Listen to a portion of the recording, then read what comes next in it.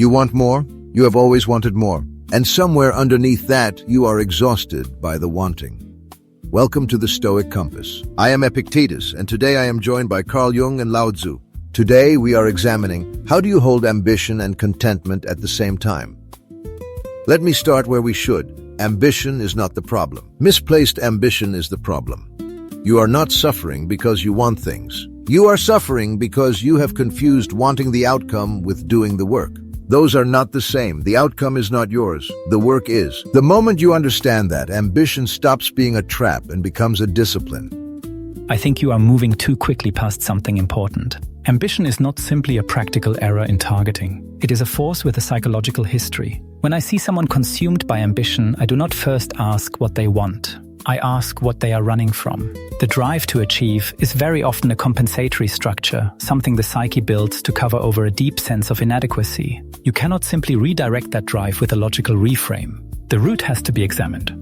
You are both beginning in the middle of the story. Ambition and contentment are not two things to be balanced or healed. They feel like opposites only because we insist on treating them as opponents. What if the person who is genuinely content is also the most capable of real action? Not driven action, not desperate action, just clear, responsive movement toward what is actually needed.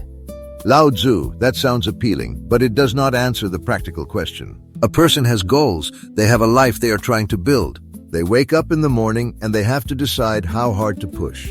You cannot replace that decision with serenity. Serenity does not file the brief, train for the race, or build the company. Effort does. The question is whether your effort is aimed at something you actually control.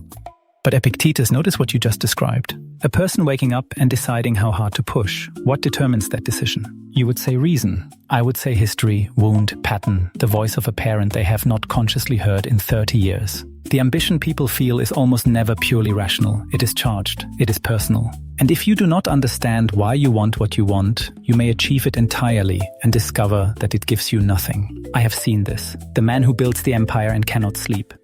That man is not an exception. He is the rule when ambition is treated as the point rather than the vehicle. The question worth asking is simpler than either of you are making it. What are you actually trying to arrive at? Not the goal. The feeling behind the goal. Most people, if they are honest, want to feel enough. They want to feel that they are enough. And the strange thing is that this feeling cannot be earned. It is already there or it is not, and striving does not manufacture it.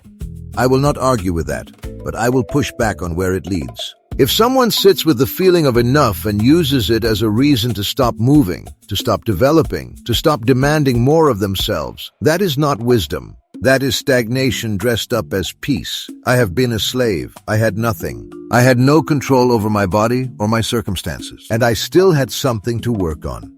That work was not about arriving somewhere. It was about who I was becoming in each moment. That is ambition without delusion. And that distinction you just made is psychologically significant. You are describing ambition that is turned inward, ambition toward character rather than ambition toward status or outcome. But most people do not make that distinction naturally. They experience ambition as hunger, as lack, as pressure from outside themselves. And I want to understand where that pressure comes from before I tell them to just redirect it. The shadow is involved here, the parts of themselves they refuse to see. A person who suppresses their desire for recognition will often find it pouring out in ways they cannot control or even identify. What Jung is pointing to is real, but I think it can be said more plainly. The person who does not know why they are ambitious will be exhausted by their own drive. They will run and never quite feel like they have arrived. Not because the goal was wrong, and not because their psychology is broken, but because they were never in contact with what was actually moving them. The ambition was never theirs. It was inherited or borrowed or built as armor. You cannot hold ambition and contentment at the same time if the ambition belongs to someone else. Now we are getting somewhere. Yes, most people's ambition is borrowed. It is borrowed from their parents, from their culture, from whoever they are trying to prove something to. And that is the problem I have always had with the question itself. How do you hold ambition and contentment at the same time?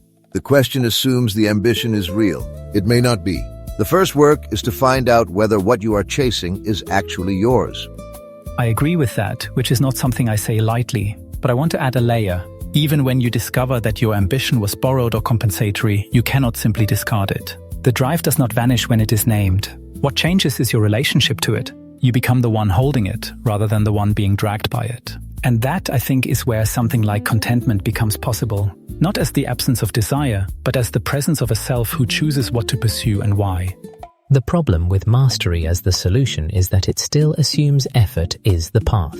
I am not arguing against effort. I am questioning whether the framing of holding two things at once is even accurate. It suggests a juggling act, two forces in tension that must be managed. But what if contentment is not in opposition to ambition at all? What if contentment is simply the ground, and ambition is what grows from it when the ground is stable? You do not hold the root and the tree at the same time. The root is already what makes the tree possible.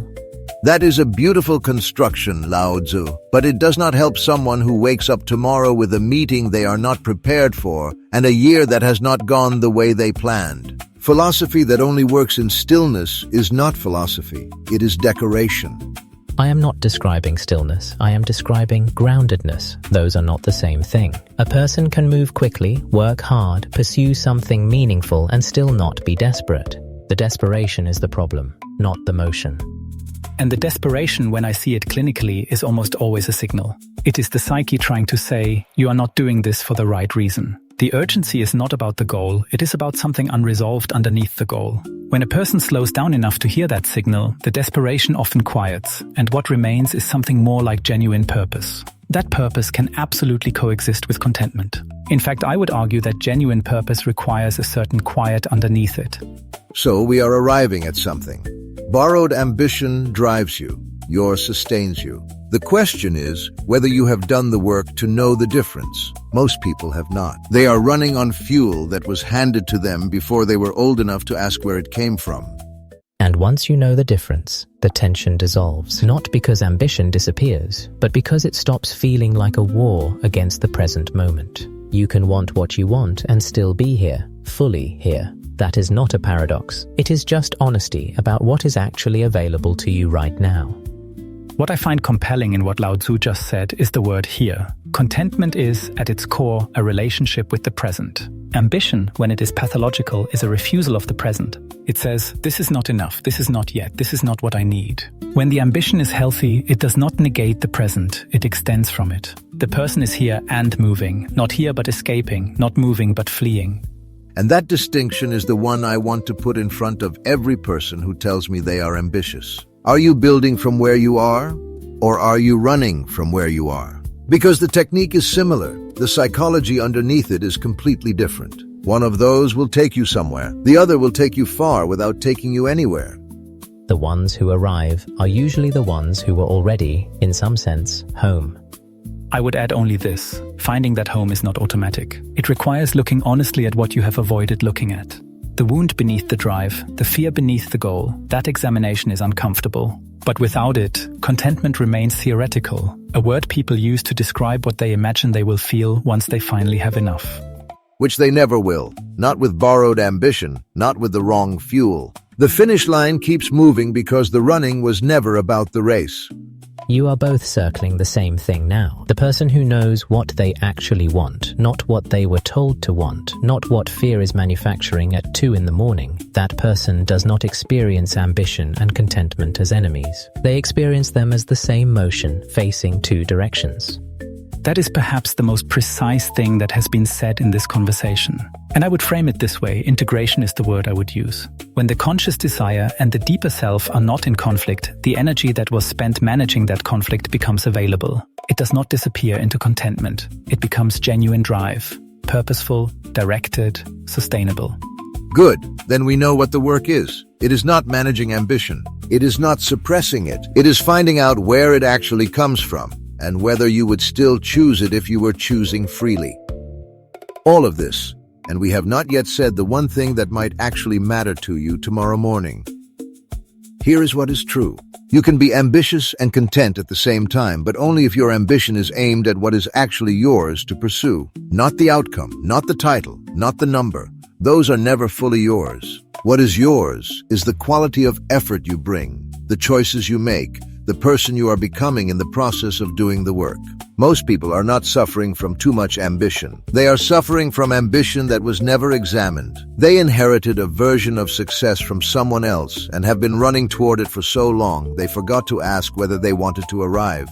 Contentment is not the reward at the end of the road. It is the posture you bring to the road itself. It is knowing that you are doing what is yours to do, in the way that is yours to do it, without requiring the world to confirm it on any particular schedule. These two things do not cancel each other out. Ambition without contentment is desperation. Contentment without ambition is drift. Together, they are the only sustainable way to move through a life that will not always give you what you are working toward. Today, try this. Write down one thing you are currently working toward. Then ask yourself two questions. First, would I still pursue this if no one ever saw me do it? Second, am I building from where I am or running from where I am? You do not need to answer perfectly. You just need to answer honestly. That honesty is where the real work begins. The wanting is not the problem. The wanting without examination is the problem. You can spend an entire life achieving and arrive at the end of it with nothing that was actually yours. The only ambition worth carrying is the one you would choose again if you could see it clearly. Go find out if yours is one of those. That is not a small question. It is the only one that matters. If today's conversation has served you, take it further. Pay Attention by C. Trebu. 12 Lessons in the Practice of Seeing Clearly. Available now on Amazon.